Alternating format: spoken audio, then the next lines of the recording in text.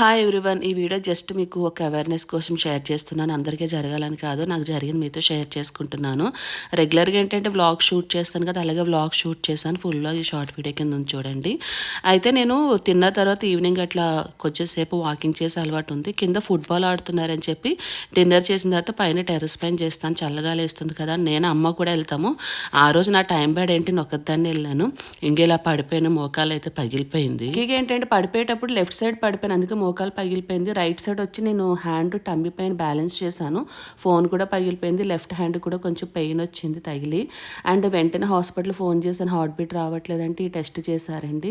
So అంతా తర్వాత బాగానే ఉంది అనుకోండి చెప్తున్నాను.